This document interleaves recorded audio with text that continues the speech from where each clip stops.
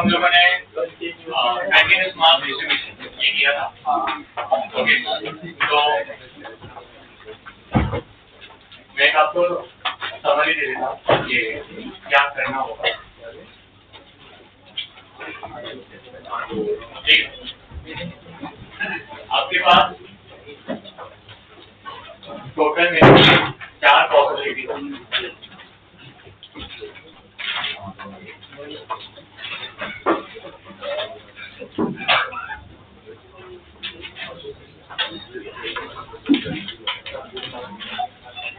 और आपको इन 4 पॉसिबिलिटीज में पीएम की वैल्यू जो देनी है वो हम लोगों ने लास्ट लेक्चर में डिराइव किया। तो आज जो भी क्वेश्चन करेंगे उसके लिए समरी काम है। सो अगर मैं कोई भी क्वेश्चन ड्रॉट का करूं तो मुझे पीएम को लैम्बडा डी सब्स्टिट्यूट करना। अगर मैं आर का करूं तो मुझे पीएम को lambda R D theta substitute करना है। अगर मैं कोई डिस्क वाला क्वेश्चन करूं तो मुझे सब्स्टिट्यूट करना है सिग्मा 2 पाई आर डी आर। और अगर मैं कोई क्वेश्चन स्फीयर का करूं तो मुझे सब्स्टिट्यूट करना होगा रो 4 पाई आर स्क्वायर डी आर। और जिसमें मुझे लैम्बडा, सिग्मा और रो ये तीनों का मतलब पता होना चाहिए। So what are the meaning of lambda, sigma and rho? So I think we know that lambda is mass per unit length, that is m by l. Sigma is mass upon area and rho क्या हो जाएगा? Mass upon volume. Okay, ये 3 definition है, ये substitution है और इतना हम लोगों ने अभी तक पढ़ा हुआ है। ओके, सो आज अब जो क्वेश्चन करेंगे हर क्वेश्चन में आपको आइडेंटिफाई करना होगा कि इसमें से कौन सा केस यूज करेंगे। समझ में आ गया?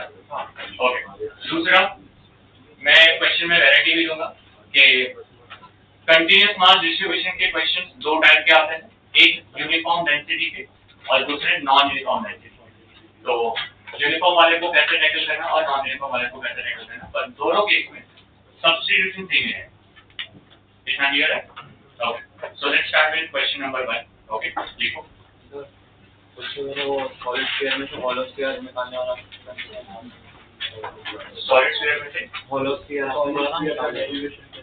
हाँ, डेरिवेशन नहीं है, तुम वो जो लिखा है वैसे ही याद रखो।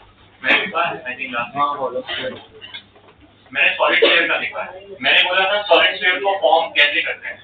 सो how to create a solid sphere? The answer is hollow sphere एक के ऊपर एक ऐड कर देगा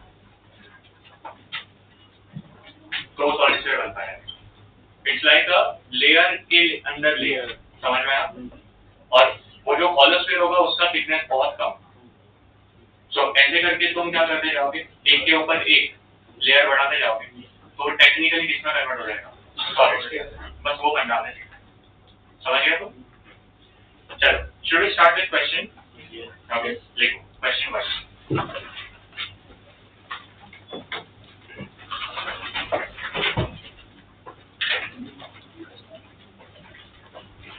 Find the gravitational force. Question 1.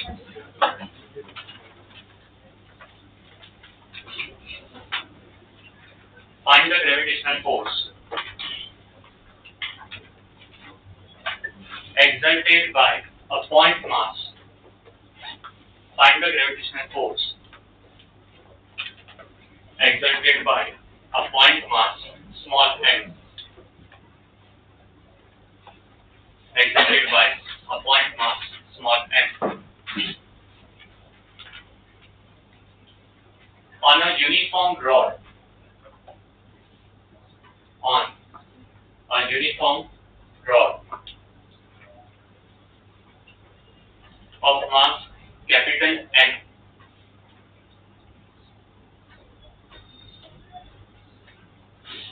and length capital L.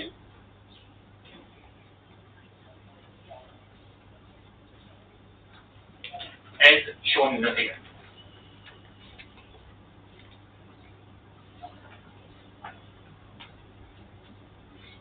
सो आप लोग को ये डायग्राम दिया, this is small m, this is the rod जिसका लेंथ L है, मास कैपिटल M है,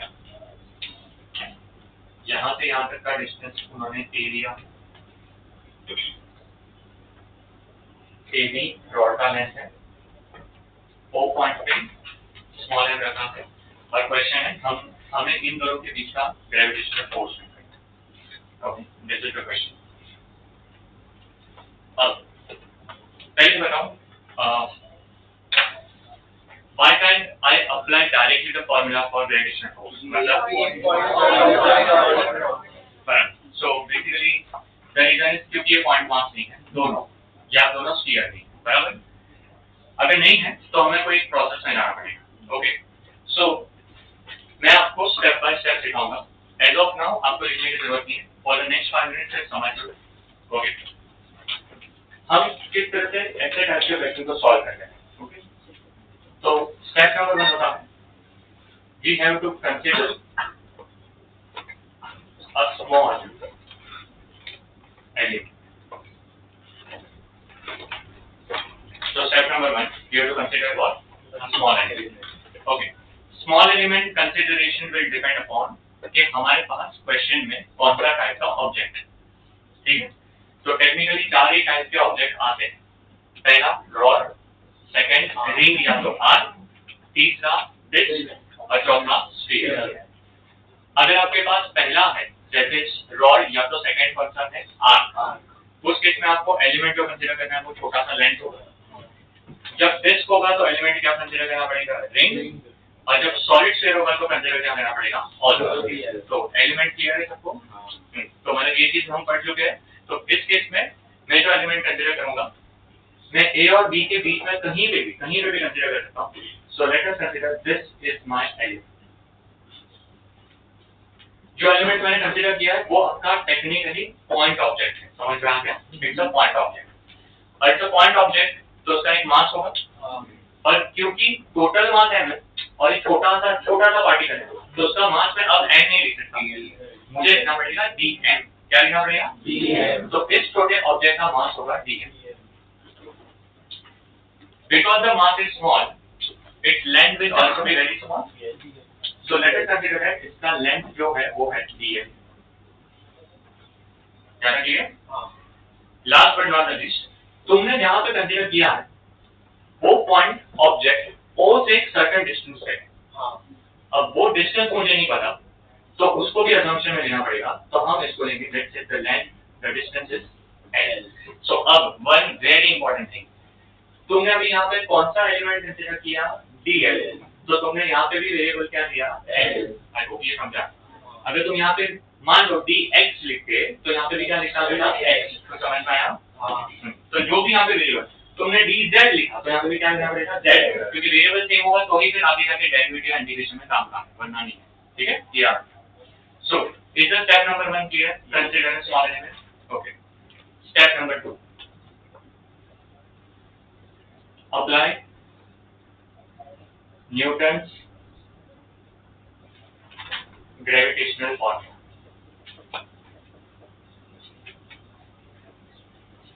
What is the formula for Newton's gravitation? बताओ। F is equal to G N1 N2 by R²। सबको पता है, इसमें क्या है अप्लाई कर देंगे, लिख देते हैं, पर लिखते वक्त ध्यान दो। अभी आपके पास कंसीडरेशन में 2 ही पॉइंट ऑब्जेक्ट है, समझा? एक पॉइंट ऑब्जेक्ट कौन सा है, N, दूसरा पॉइंट ऑब्जेक्ट कौन सा है, dm, और दोनों के बीच में डिस्टेंस कितना है, L। तो वो दोनों एक दूसरे पे जो फोर्स लगाएंगे वो होगा dx। वो क्या होगा, df। क्यों सर df, क्यों f नहीं? क्योंकि ये पॉइंट ऑब्जेक्ट बहुत छोटा है, तो समझा? सो अगर पॉइंट ऑब्जेक्ट जितना छोटा फोर्स भी उतना कम, क्लियर? इसलिए मुझे यहाँ पे f नहीं लिखना है, क्या लिखना पड़ेगा, so this will become df equal to g, फिर क्या लिखोगे, n, फिर b capital M upon n²। This is our equation number 1। Step number 2 clear? Let's go forward with step number 3। Step number 3 बोलता है कि आपकी इक्वेशन में अब डेफिनेटली dm का टर्म होगा, तो हमें we have to find the value of dm। That's the step number 3। DM की वैल्यू को समरी में से उठा के डायरेक्टली सब्स्टिट्यूट करना, तो समझ में आया? वो जो शेप कंसीडर किया होगा उससे क्वेश्चन सॉल्व हो जाएगा। अभी बताओ यहाँ पे ये कौन सा शेप है? तो रॉड के लिए क्या डीएम की वैल्यू क्या होती थी? तो मैंने लिखा है डीएम की वैल्यू क्या होती है सर? Lambda DL. तो समझ में आया? सो डीएम की लैम्डा डीएल। बस लैम्डा डीएल में लैम्डा की वैल्यू बताओ चाहिए, है ना?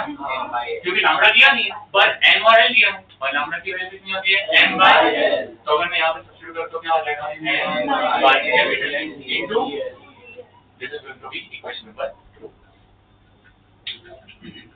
यहाँ तक भी सही है? Step number 4, substitute value of dm in equation 1 and integrate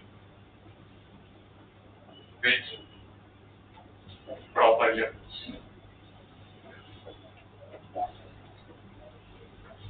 So अब क्या करना है? तो अब तुम्हें dm की वैल्यू मिली, उस वैल्यू को उठा के कहाँ पे सब्स्टिट्यूट करोगे? यहाँ पे, और यहाँ पे सब्स्टिट्यूट करोगे फिर आपका एक df का टर्म आएगा, उसको क्या करना पड़ेगा? इंटीग्रेट। तो सबसे पहले चलो सब्स्टिट्यूट करते हैं। तो मैं लिख देता हूँ df is equal to g small n dm के वैल्यू क्या डालोगे? m बाय l dm, और आई थिंक ये l स्क्वायर बचा है, तो नीचे क्या आ जाएगा? l square. This became my question number 3। I think ये तो बात समझ में है आपको। नेक्स्ट स्टेप क्या है? क्या करना पड़ेगा? इंटीग्रेशन। सो जब मैं इंटीग्रेट करूंगा तो दोनों साइड पे इंटीग्रेशन की साइन चाहिए, है ना? सो मैंने इंटीग्रेशन की साइन, इंटीग्रेशन की साइन के बाद अब आता है कि लिमिट लगानी चाहिए। ओके, लेफ्ट साइड का लिमिट सबसे आसान होता है। जनरली कभी कुछ ना समझे तो लिमिट हमेशा लगा देनी है 0 से वेरिएबल, मींस 0, फिर यहाँ पे वेरिएबल कौन सा है? s, तो यहाँ पे s लिख देना। तो समझा? सो लेफ्ट साइड की limit is very simple, always 0 से s। राइट साइड की लिमिट इज वेरी एसेंशियल, वही दिक्कत देती है हमेशा। तो राइट साइड की लिमिट को समझते हैं। फर्स्ट, इंटीग्रेट किसको कर रहे हैं? राइट साइड पे dl को। dl क्या है? लेंथ। तो अब तुम्हारे पास हाथ में ये dl है और तुम इसको ऐसे वेरी कर सकते हो पूरे रॉड के ऊपर, कुछ समझ में आया? तो अब कॉमन सेंस के हिसाब से सोचो, तुम्हारे हाथ में ये dl है जिसको तुम ऐसे स्लाइड करवा दे हो पूरे रॉड पे, तो ये सबसे कम b पे जा सकता है और सबसे ज्यादा a पे जा सकता है। Are you getting? क्योंकि अगर मैं b से a तक ट्रैवल करूं तो मेरा पूरा रॉड कवर होगा। Are you getting that? जैसे what I am trying to say, मैं रॉड को इंटीग्रेट कर रहा हूं। What is the meaning of rod का इंटीग्रेशन? मैं रॉड को बना रहा हूं, I am going to create the rod. How to create the rod? छोटे-छोटे एलिमेंट को क्या करना है? ऐड करना है ना? सो ऐड करना है तो मुझे अगर b से चालू करना है तो कहां पे ऐड करना पड़ेगा? a। तो मेरा पहला एलिमेंट यहां पे होगा, उसके बाद में नेक्स्ट एलिमेंट, फिर नेक्स्ट एलिमेंट, एंड ऐसे करके कहां तक जाओगे? a तक। ये समझा? तो मैं सबसे स्टार्ट कहां से करूंगा? b। जब b से स्टार्ट करूंगा तब मेरा डिस्टेंस o से कितना है? ट्राइगोनोमेट्री कर रहा हूं। मैं जब b से स्टार्ट कर रहा हूं तो मेरा डिस्टेंस o से कितना है? a। तो तुम्हारी लोअर लिमिट होगी a। तो तुम्हारी लोअर लिमिट क्या होगी? a। और जब तुम उसको ऐड करना चालू करोगे, करते कहां तक एंड करोगे? a पे, क्योंकि a पे आपका एंड हो जाएगा। और जब तक a पे पहुंचोगे तो क्या रॉड भी बन पूरा का पूरा क्रिएट हो जाएगा। तो जैसे यहाँ पे मैं रुका तो मेरा डिस्टेंस अब o से कितना है? तो a और प्लस x, तो समझ में आया? तो ये हो जाएगा क्या? a। ये हुआ स्टेप नंबर 4। देखो क्वेश्चन, मतलब जो क्वेश्चन मैं लेने वाला हूं उसका सबसे आसान वाला ये क्वेश्चन, सबसे आसान वाला।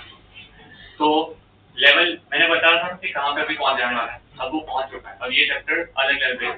सो वाई दिस चैप्टर अब धीरे धीरे अपना टफनेस बढ़ाना है, क्योंकि अब इंटीग्रेशन, ये सोचना, इक्वेशन को इतना समझना, ये करना पड़ेगा।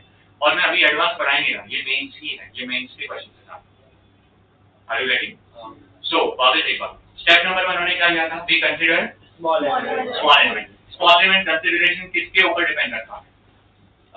शेप के ऊपर। तो शेप कौन कौन से टाइप के हो सकते हैं?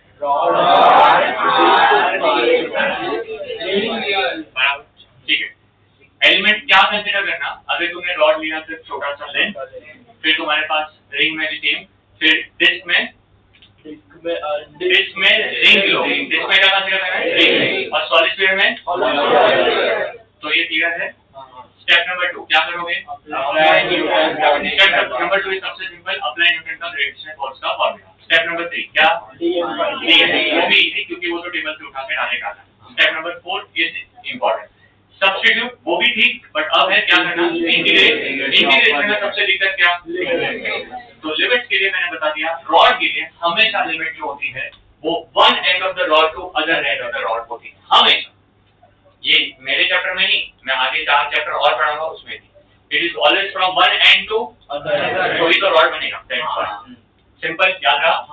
अब काम थोड़ी खत्म हुआ, फिजिक्स खत्म हुआ, मैथ स्टार्ट हुआ, है ना, फिजिक्स खत्म हो गया ना सर, अब तो मैथ का सॉल्विंग है। कैसे करना, पहले लेफ्ट साइड का आंसर 0 से f का आंसर df का f आएगा, सो इसका डायरेक्टली आप f लिख दो।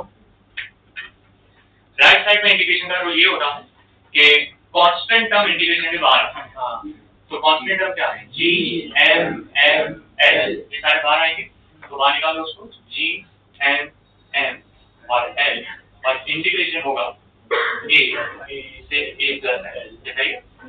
स्मॉल h पर ऊपर जाएगा तो बन जाएगा l raise to minus 2 dl। Equation number 4। एक जमाने में शायद आप लोगों को पढ़ा होगा कि x raise to n dx का इंटीग्रेशन होता था obviously plus c if it is indefinite and if it is definite तो लिमिट आती है। और as of now मेरा फोकस फॉर्मूला पे है, इसमें मैं कुछ और नहीं लिखा, पर ये formula I am going to use, clear है ना। So if I want to use this formula तो मेरे पास हो जाएगा f इज इक्वल टू क्या, gmm upon n, the formula के हिसाब से होगा l raise to minus 2 plus 1 upon minus 2 plus 1, clear. और फिर ऐसे करके इसके ऊपर लिमिट, तो लिमिट होगा a प्लस है और a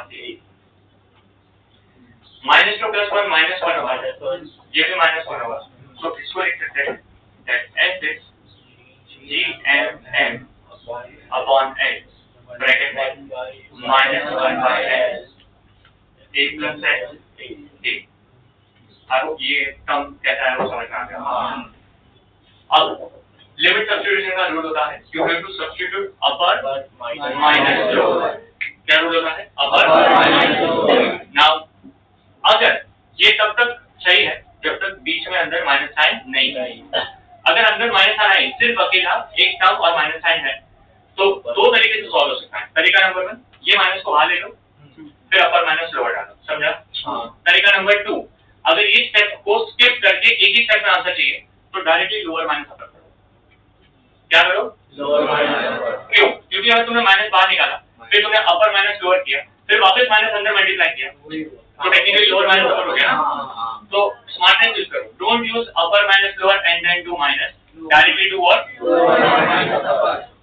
सब सेम पेज पे, ठीक है। तो फाइनली मैं ये 6 हां ये 6 ये 7 8 वाला स्टेप ऊपर लिखा, सो 8 मेरे पास हो जाएगा f इज इक्वल टू, ये सेम रखेंगे gmn बाय क्या l, मैंने बोला वैसे क्या करेंगे, लोअर माइनस अपर, तो लोअर क्या है a, तो लिखोगे 1 अपॉन a माइनस 1 अपॉन, अब अपर डालो ठीक है, a प्लस है।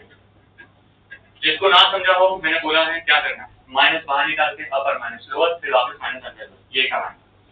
इसके बाद क्रॉस मल्टीप्लाई, अब ये टर्म ये स्टेप डायरेक्ट करना, a प्लस है ऊपर माइनस के ऊपर a का ऊपर l आएगा, तो I think this is going to be gmn upon l into l upon a into a plus n, ये समझा। क्या l और n का हुआ, so finally the answer is gmn upon a into a plus n। ये option में दिया होगा उसको टिक करके आगे बढ़ना। दिस इज आवर क्वेश्चन 1, समझ में आया।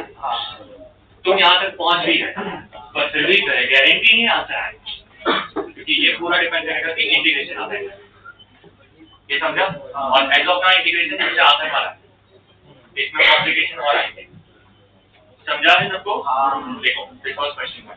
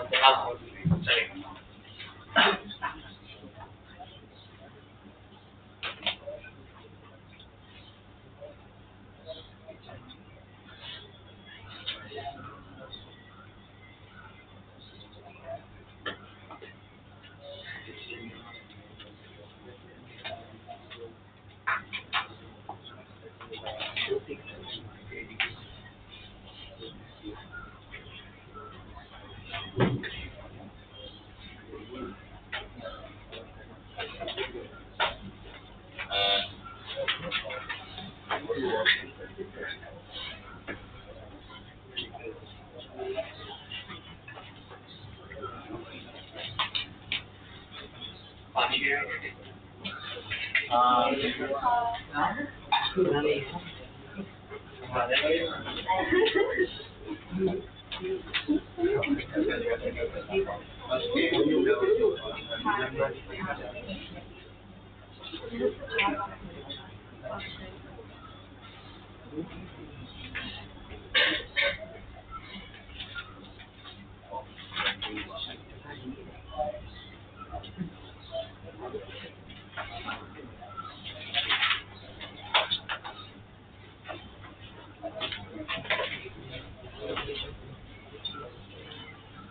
चलो हो गया सबका? नहीं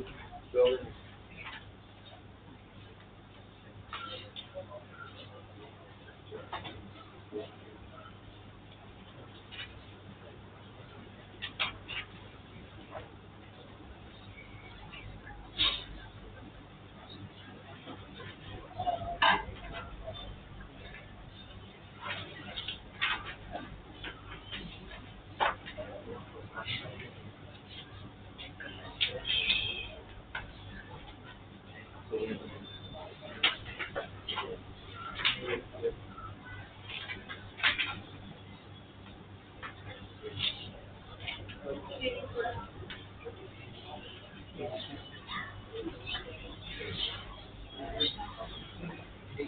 यू टेल मी ये क्वेश्चन यूनिफॉर्म डेंसिटी का था या non uniform density? Uniform density. आपको कैसे समझ ये यूनिफॉर्म डेंसिटी क्वेश्चन? क्योंकि रॉड में तो यानी एलिमेंट का मास है ना, हम लोग ऐड कर रहे थे तो सेमी मास ऐड कर रहे थे तो डेंसिटी सेमी होता है।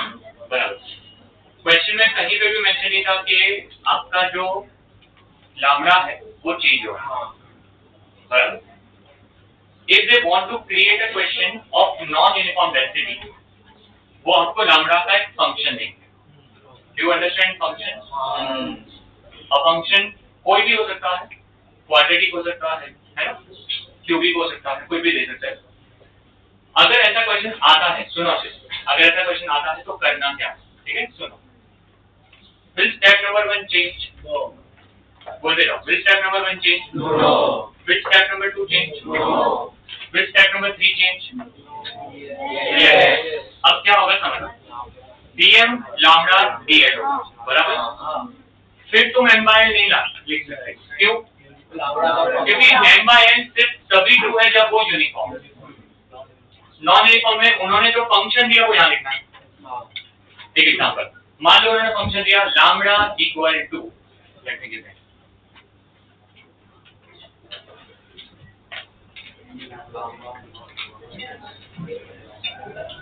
ये function lambda equal to lambda not bracket में 1 minus x y, ठीक है? ऐसा कोई फंक्शन। तो आपको करना क्या है बेटा, आपको इस फंक्शन मतलब इसको यहाँ सब्स्टिट्यूट करना पड़ेगा इस टर्म पे पूरा। तो अब m by नहीं डालोगे, क्या डालोगे? lambda नॉट ब्रैकेट में क्या 1 minus x by l। ये समझा? पर अब एक चीज समझो, उन्होंने फंक्शन कौन से वेरिएबल में दिया? नहीं यार, लैम्डा का फंक्शन कौन से वेरिएबल में? लैम्डा नॉट तो कांस्टेंट होगा, वेरिएबल क्या होगा? You understand the meaning of variable and constant? This is constant, this is constant, तो वेरिएबल क्या हुआ? x। तो लैम्डा कौन से टर्म्स में है? x। तो तुम्हारी रिस्पांसिबिलिटी है, अगर यहाँ पे x है तो यहाँ dl मत लो, यहाँ पे भी क्या लिखो dl, तो इंटीग्रेट होगा ना, बना इंटीग्रेट होगा। Are you getting? ये थोड़ा कॉन्टेक्स्ट सेशन है, ठीक है? तो यहाँ पे अगर उन्होंने x बोला तो यहाँ पे x लेके यहाँ लिख दिया। चलो यहाँ पे फंक्शन आ गया, अरे आया, फिर क्या उसको यहाँ पे सब्स्टिट्यूट करोगे? फिर इंडिकेशन की लिमिट में चेंज नहीं होगा क्योंकि वो तो समझा दिया है। ये सही है? तो अब सिर्फ यहाँ पे कम होगा जिसका हमें क्या देना पड़ेगा? Extra integration. वो इंटीग्रेशन का तुमने आंसर निकाला तो आता है। ये समझा? अजय तो समझा? तो बस तो नेक्स्ट क्वेश्चन पूछे लो। Next question is non uniform mass density, ठीक है? देखो क्वेश्चन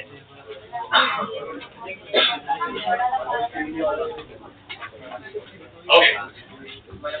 हमें कैसे समझेगा कि इंटीग्रेशन में कौन सा टर्म वहां लेना है? Answer is very simple.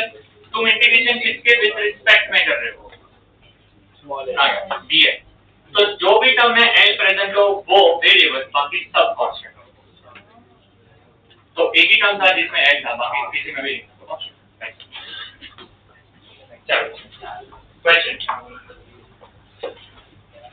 A straight rod, a straight rod of length capital L, of length capital L, extends from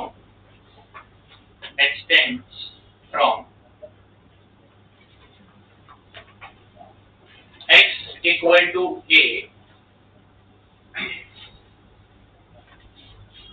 x equal to a to x equal to a plus n। मतलब भगवान क्या समझ में आ रहा है? इतने अच्छे लोग कौन मिलेगा बताओ, कलयुग में कौन मिलेगा? ये जेई मेंस को तुम्हें लिमिट देगा, ये तुम्हें समझ में आ रहा है? हमें विश्वास है लिमिट को, ठीक है? ये दे दिया, देखो कंटिन्यू करो। The gravitational force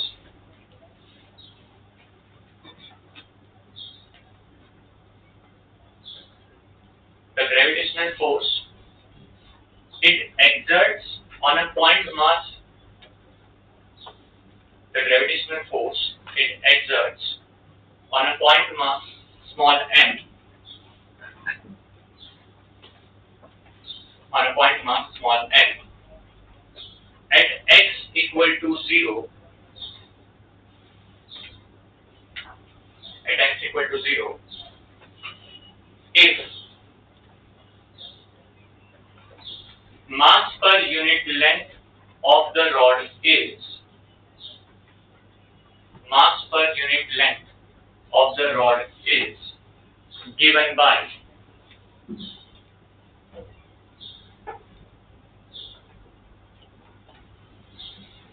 what will लिखा a plus bx square, capital A plus capital B x square.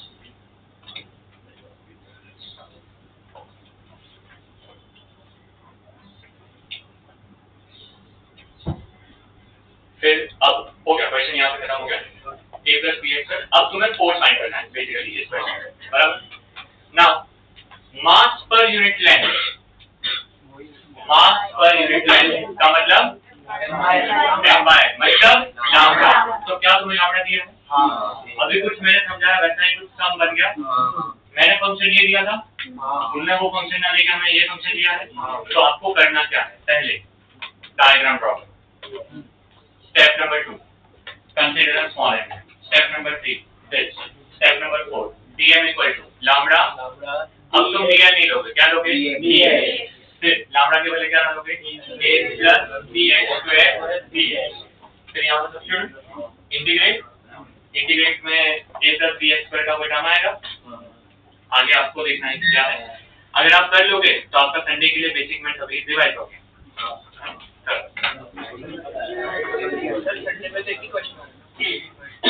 क्यों भाई एक क्वेश्चन बता दिया,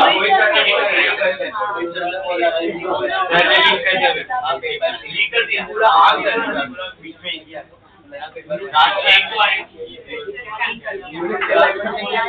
ने तो पूरा पेपर में से 5 क्वेश्चन बता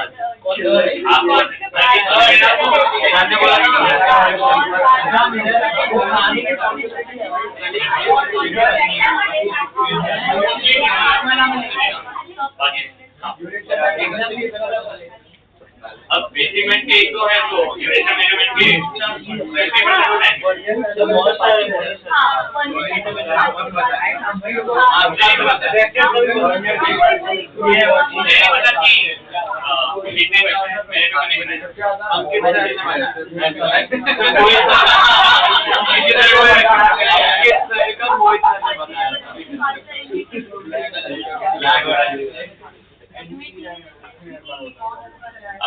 I think now is the right time that you start solving.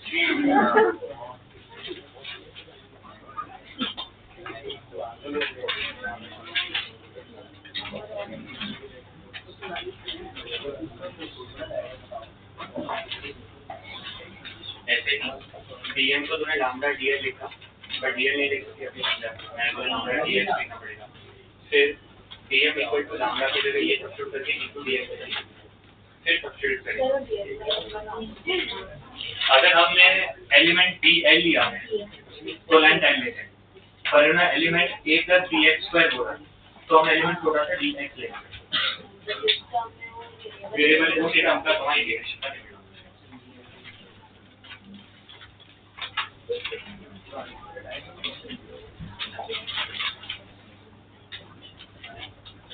आप सॉल्व करो, तब तक मैं ऑप्शन भी लिखूंगा सो दैट आपका आंसर आए वो ऑप्शन के साथ भी मैच होना चाहिए।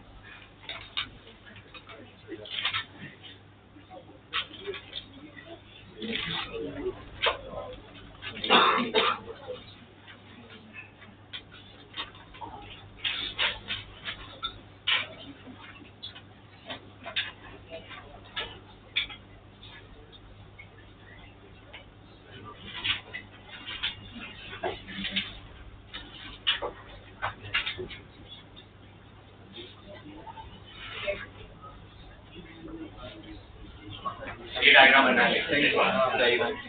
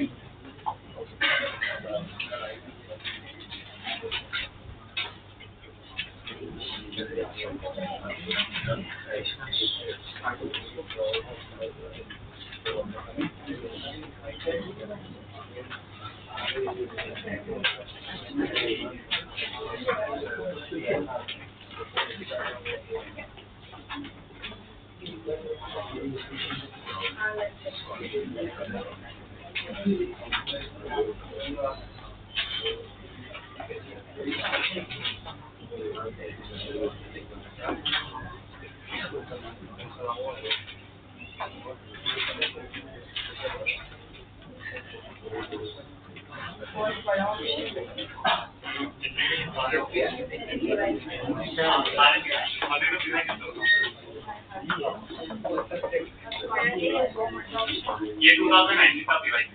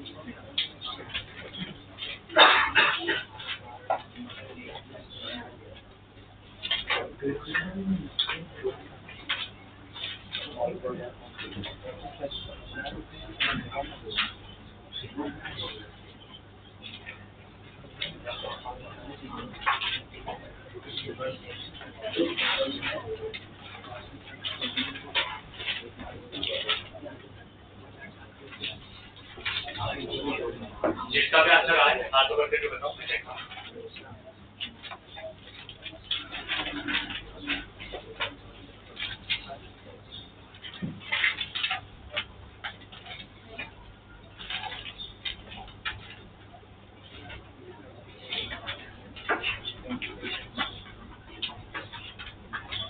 तुम पहुंच नहीं गए हो अगर इंटीग्रेट करना बस वो सोचना है वही एक आध भी तो कॉन्स्टेंट होंगे अब वो तुम्हें सोचना है कि क्या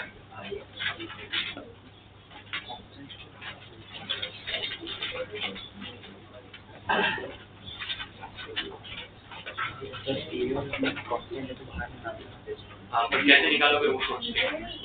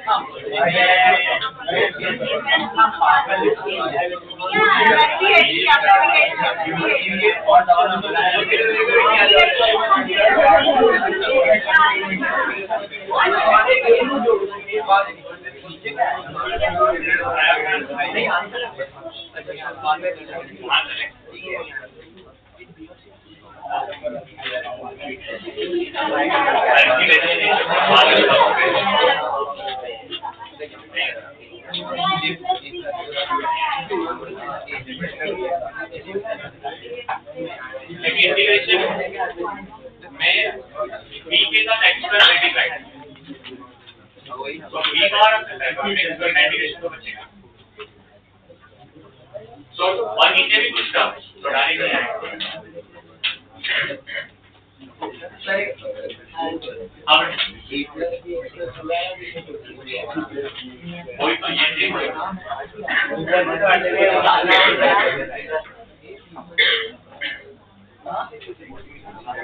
आप बोलो तब मैं सॉल्व करूँगा ठीक है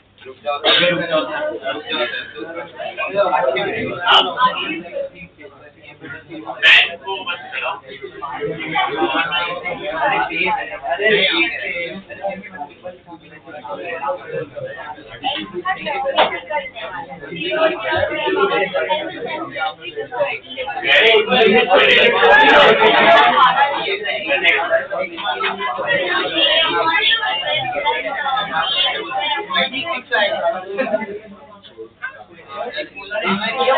वही तो किया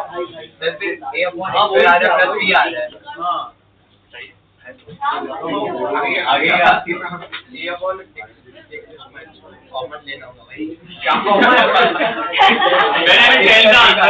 तुम्हें लगेगा इतना इजी क्वेश्चन कैसे सर 2 मिनट एक सेकंड एक 2 मिनट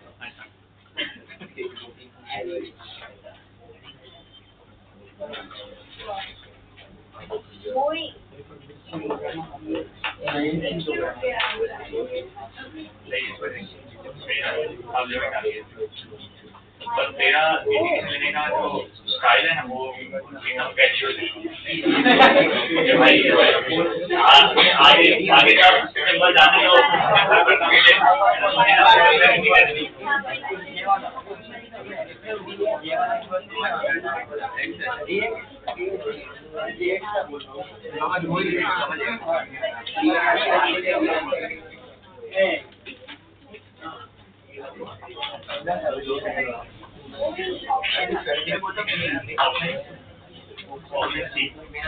मुझे नहीं पता सारे एरिया पे लगने देता हूँ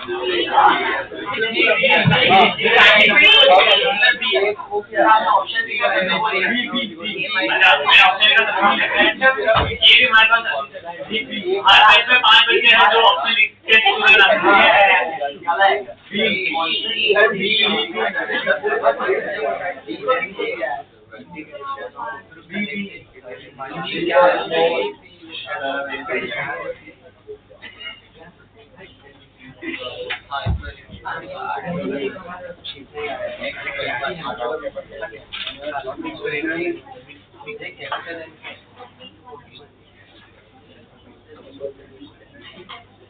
मेरी बात बताओ ये यहाँ तक आप पहुँच पाए थे सब लोग एक बार कोई ऐसा कोई भी नहीं था प्राणी सॉरी स्टूडेंट भी था वो जाने नहीं पहुँचा ये सही है ठीक है अब the only thing constant as of now is gm तो अभी gm को बाहर निकाल दो और इंटीग्रेशन में आपके पास बचेगा a upon x square plus b अब दो टर्म का एडिशन है तो हमें दोनों टर्म के इंडिविजुअल इंटीग्रेशन करना है और b है सो x स्क्वायर को ऊपर लेके जाएंगे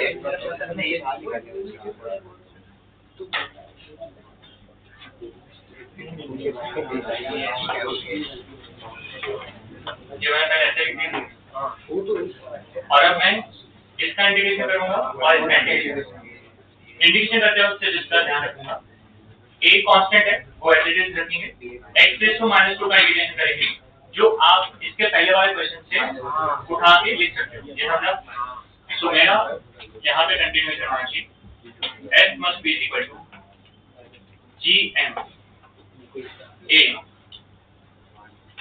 minus 1/x I think ये समझा फिर पहले वाले से मैंने डायरेक्ट लिख दिया ये समझा plus b as it is मेरे पास b के साथ मल्टीप्लिकेशन में 1 है और 1 का इंटीग्रेशन x होता है तो यहाँ पे मैं x लिखूंगा so this will be a plus n and this is b I hope this should be clear सबको समझा अब सबसे पहले अपर लिमिट डालो तो लिखो gm ब्रैकेट में a -1/a plus h plus b bracket में b प्लस h। ये तुमने सबसे पहले पूरे टर्म में कौन सी लिमिट डाली बेटा? ये ब्रैकेट एक माइनस, अब तुम्हें पूरे टर्म में लोअर लिमिट डालनी, तो lower limit a -1/a plus b times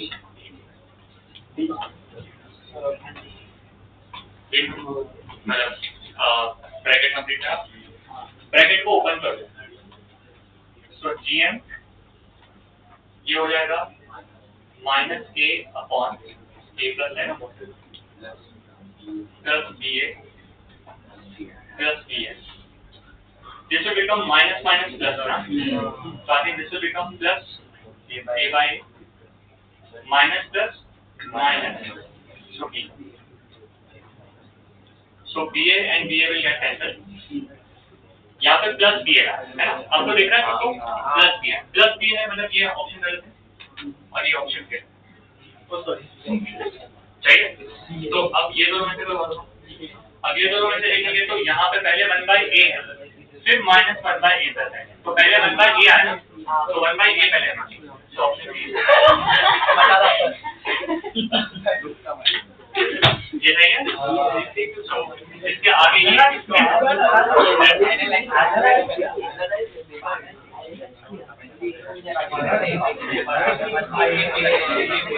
तो ब्लैक में क्या वही नहीं आया, ब्लैक में क्या वो नहीं आया, बाकी ऊपर लिमिट वो नहीं किया था।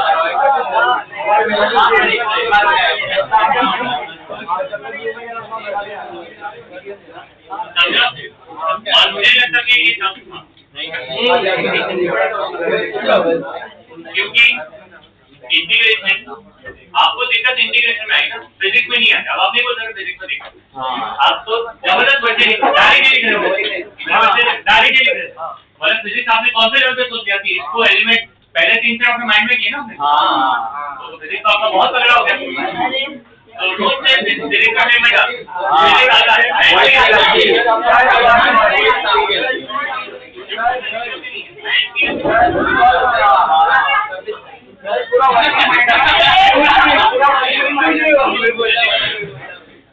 आता है नेक्स्ट टाइम आप ही हमारे वो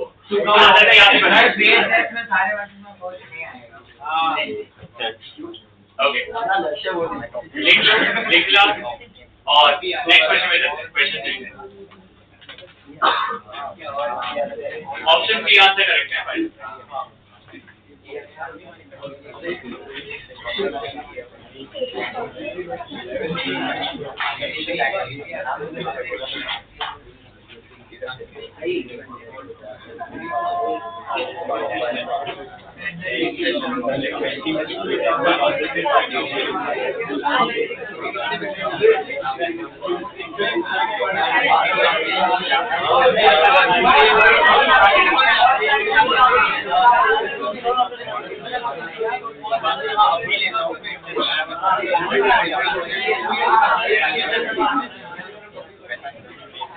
Okay, देखो क्वेश्चन नंबर 3 और एक question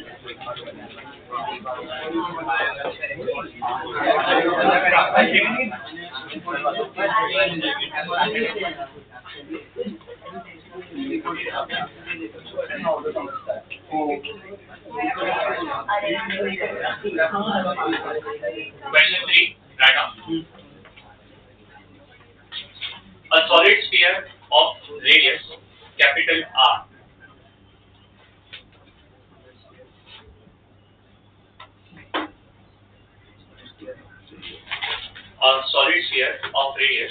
capital R gravitationally attracts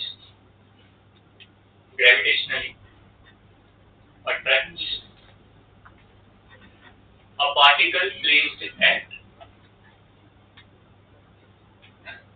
gravitationally attracts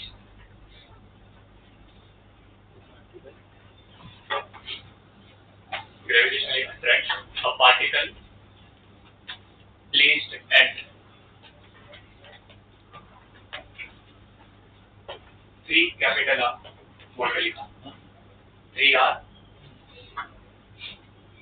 from its center with a force F1, with a force F1.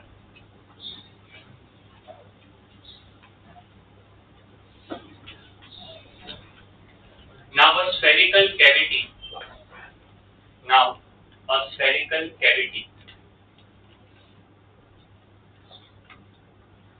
of radius r by 2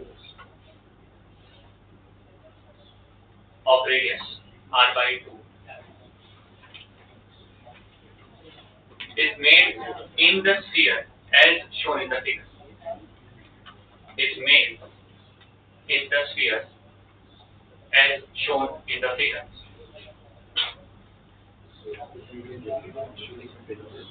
And the force becomes F2.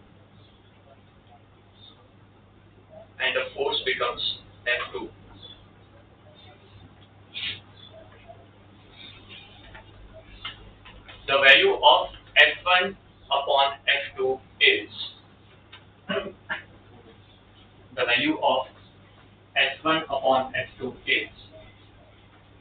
option A 25:36, 36:25, 50:41,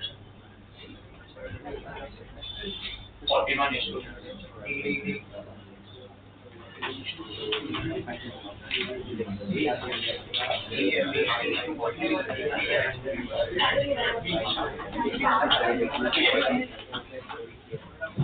So diagram भी आने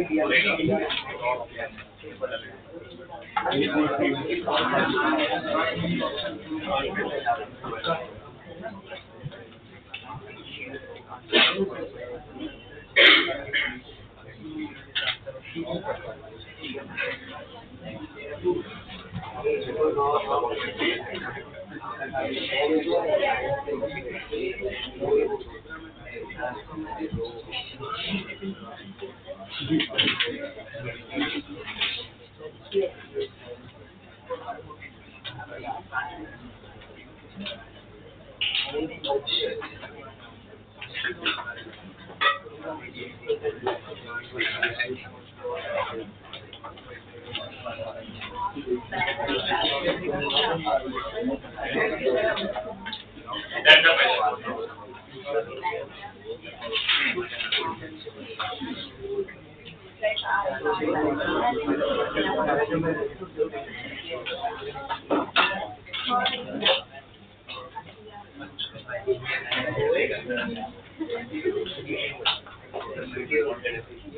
पहले diagram बना लो फिर मैं explain बन गया बना रहेगा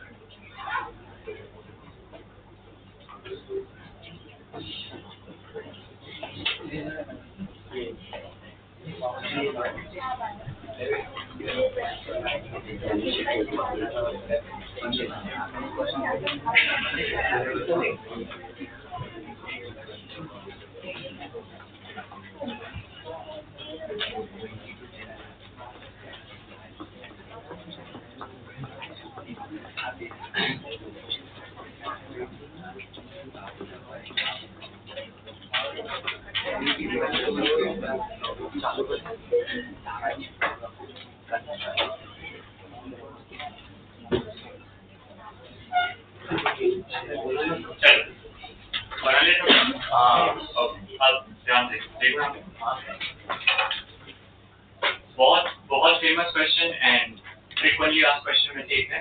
ये क्वेश्चन 2021 का जे मेंस का लास्ट वाला क्वेश्चन 19 का था, ये 2021 का है।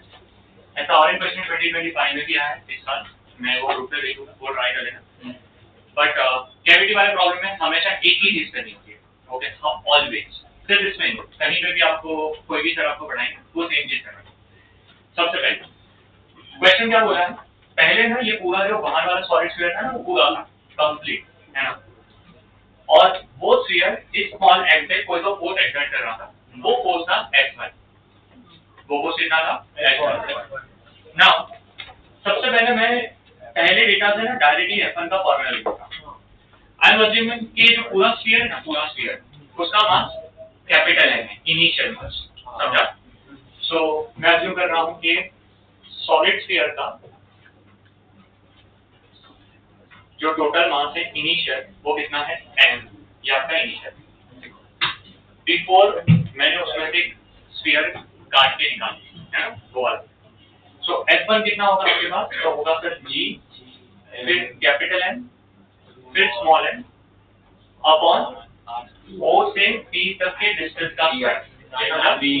तो आई थिंक ये 2r है और ये r है, तो 3r, क्योंकि उन्होंने बोला है तो इट शुड बी कितना 9r स्क्वायर, क्योंकि 3r का स्क्वायर होगा।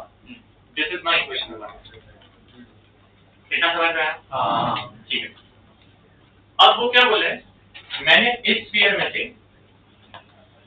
इतना स्फीयर निकाल दिया, तो अब जो रिमेनिंग बचा है ना, जितना पार्ट बचा है वो इस पे कोई तो फोर्स एंटर कर रहा है, वो F2 है और आपको वो F2 की वैल्यू निकालनी है और फिर आपको F1/F2 का रेशियो लेना है और वो चेक करना है कि इस ऑप्शन में से क्या होगा। ये समझा? तो मैं ऐसा सोचता हूँ क्या, देखो मुझे ये पार्ट निकाल देना है, सो वो मैं कैसे कर सकता हूँ? सो मैं हमेशा क्या सोचता हूँ कि पहले तो आप एक काम करो, पहला तो आप एक्चुअल स्फीयर कंसीडर करो जिसका रेडियस r है और कंसीडर करो ये उसका सेंटर O है। क्लियर?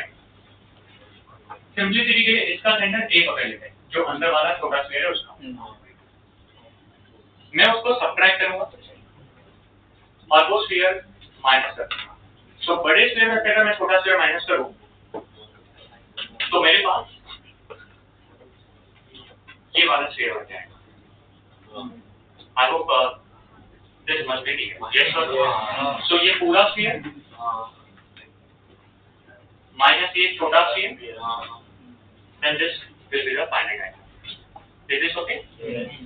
तो अब सबसे पहले मैंने ये सोचा कि इसकी वजह से जो फोर्स एक्सर्ट हो रहा था m पे वो F1 है, क्यों ना मैं इस अज्यूम कर रहा हूँ कि बड़ा स्फीयर यहाँ पे एग्जिस्ट ही नहीं कर रहा और क्या एग्जिस्ट कर रहा है छोटा sphere.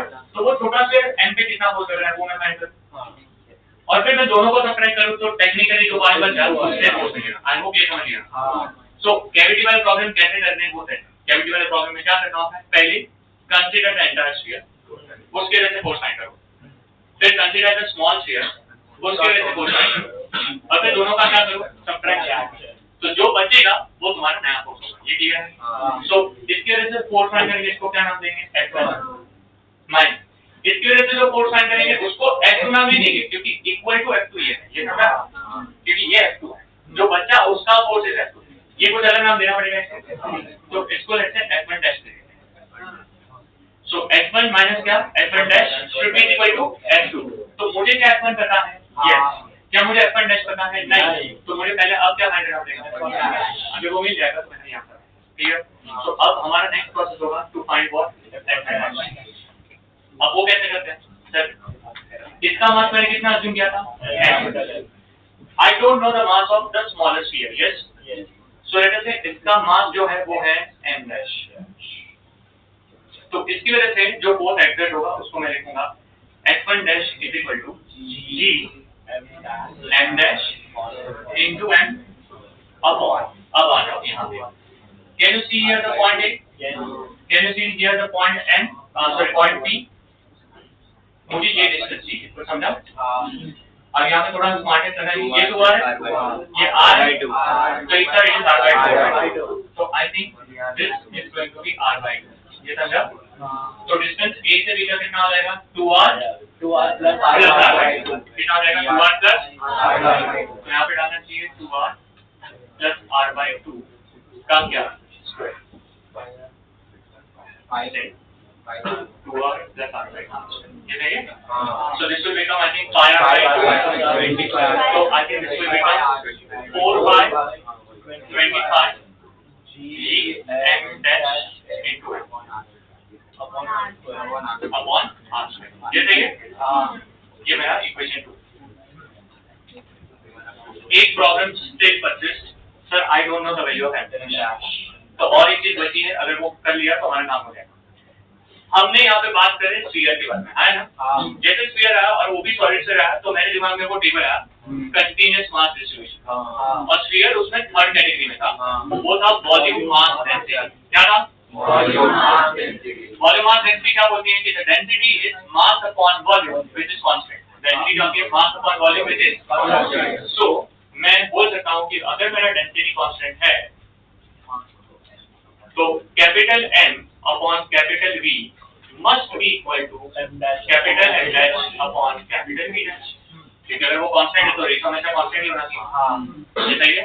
So if the ratio is constant, तो अब मैं क्या करूंगा, मैं M को M ही लिखूंगा, जो वॉल्यूम है वो इसका वॉल्यूम फाइंड करेंगे, तो ये R/2 हो जाएगा और ये आपका क्वांटिटी। सो ये हो जाएगा M 4/3 by R must be equal to M dash upon 4/3 by R/2। सो मैंने दोनों साइड पे मास अपॉन वॉल्यूम को क्या किया, इक्वेट। क्या 4/3 by 4/3 पाई होगा? R3 यहाँ पे क्या आएगा? R3 पर यहाँ पे 1/2 का क्यूब है 8, तो वो 8 ऊपर जाएगा और वापस R3 करता है। सो यहाँ से हो जाएगा M is equal to M dash into 8, therefore क्या M dash की वैल्यू M/8 आ जाएगी। तो आई थिंक ये आपका इक्वेशन नंबर 3 हो। जब 3 यहाँ सब्स्टिट्यूट कर सकते हैं, अगर यहाँ पे सब्स्टिट्यूट करेंगे तो क्या होगा, तो S1 dash is going to be 4/25 G into M by 8R²। है क्या 4 और 8 कट होगा? तो आई थिंक आंसर क्या आ जाएगा? 2। So this is going to be कितना? GMM by 50 क्या? R²। इक्वेशन नंबर 4।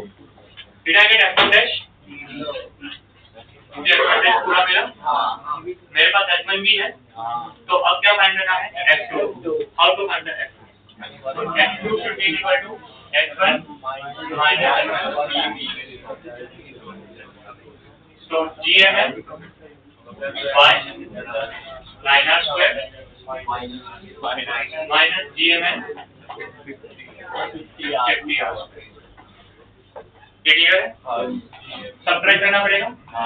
जब सब्ट्रैक्ट करेंगे तो मेरे हिसाब से हो जाएगा GMM by R²। 50 minus 9 करेंगे तो 41 हो जाएगा। So it is going to be 41 upon 9 5 जा 40। So 450 times ये F2 सब तो मिला। लास्ट किसका हम क्या कर रहे हैं सब टाइम पर,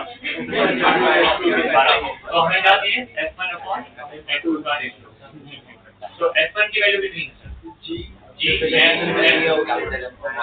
by 9R² into ये रखे R²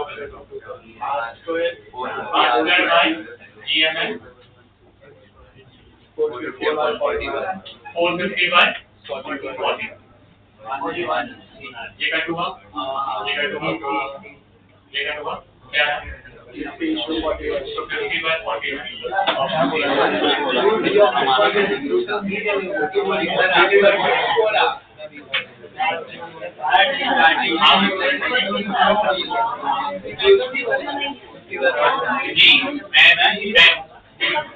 by 450 का डिस्टेंस का स्क्वायर, ये 2R plus R that is 3R।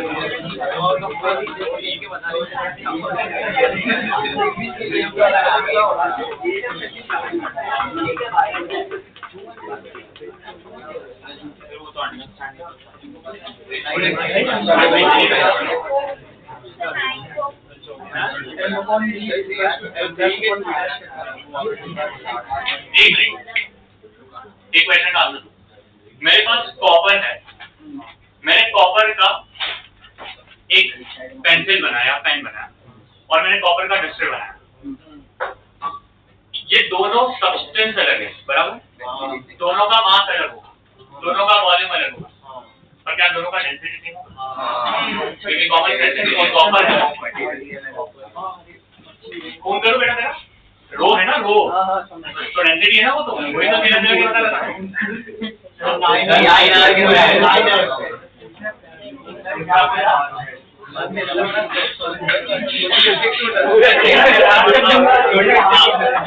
ये समझा लिखना चाहोगे या हटा दूं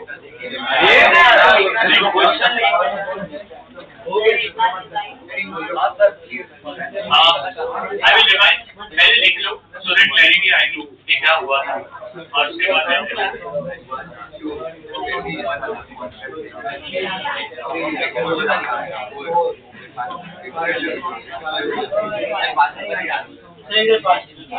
into initial ये वाला पार्ट ऊपर वाला भी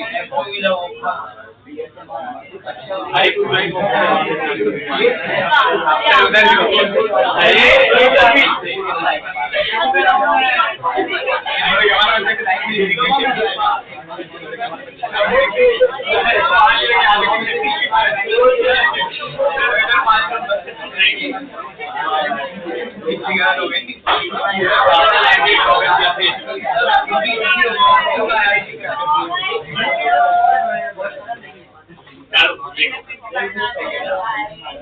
कुछ ऐसे ड्रॉ किया पेज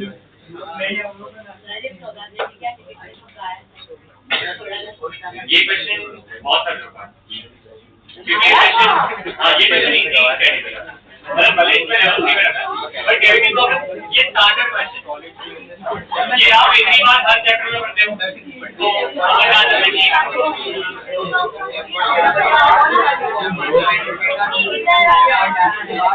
दोस्तों स्टार्टिंग में नंबर सिस्टम इंट्रोड्यूस किया होगा बचपन में तो नहीं समझा होगा क्यों जब बचपन में बेटा बचपन रहे होगे अच्छा तो तब कुछ समझा नहीं हुआ तो वैसे ही पहली बार तो बच्चे इंट्रोड्यूस किया तो हम भी फिर अगर आप यही सेम क्वेश्चन के जैसे 50 और क्वेश्चन करोगे तो ठीक लगेगा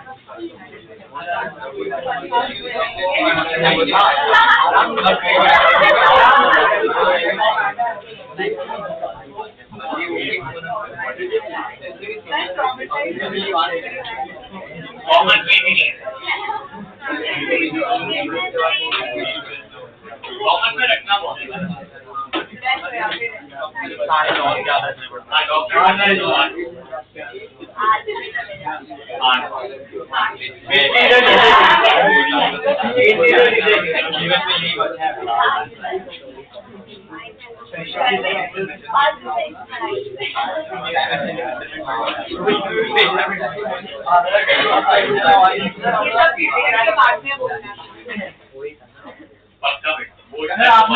अभी भी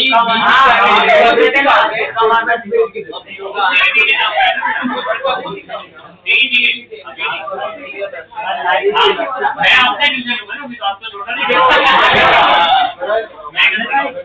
चालू कर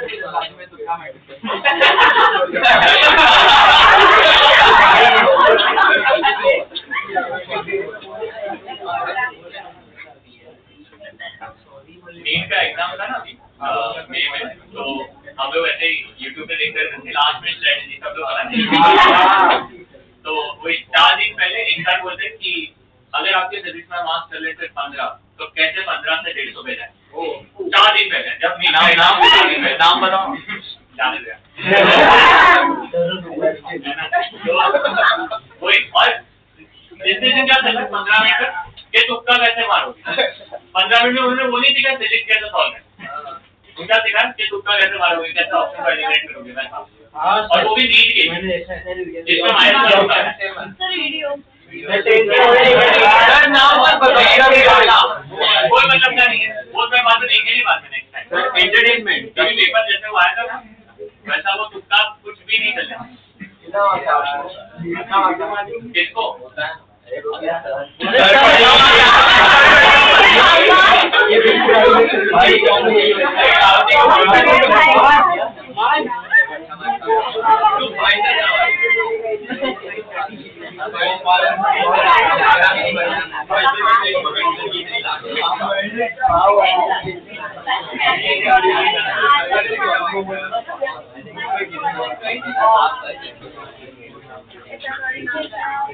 It's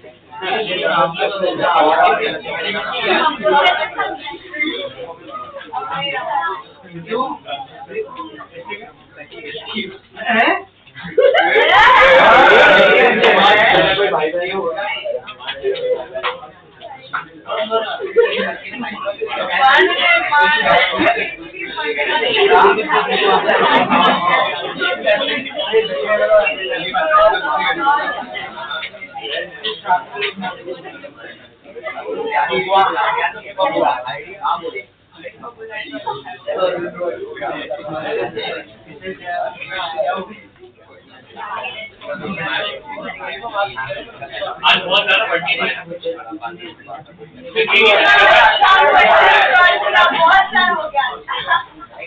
कॉलेज में लगाना चाहिए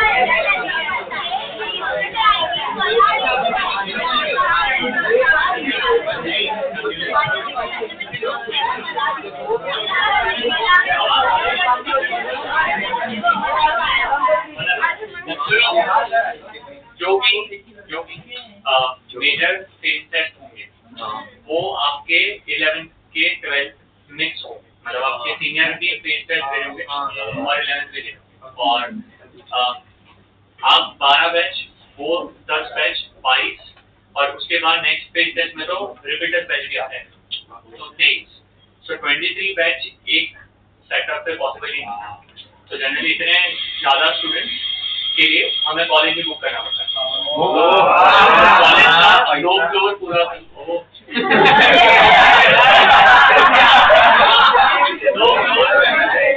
वहाँ पे, तो आपको ऐसे बड़े स्टेट के लिए वहीं जाना पड़ेगा।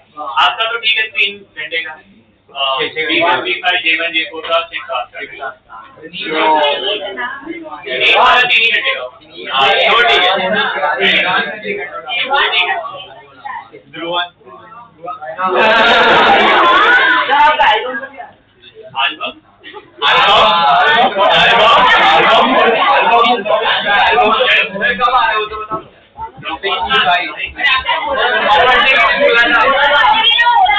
बर्थडे के दिन झूठ नहीं बोलते।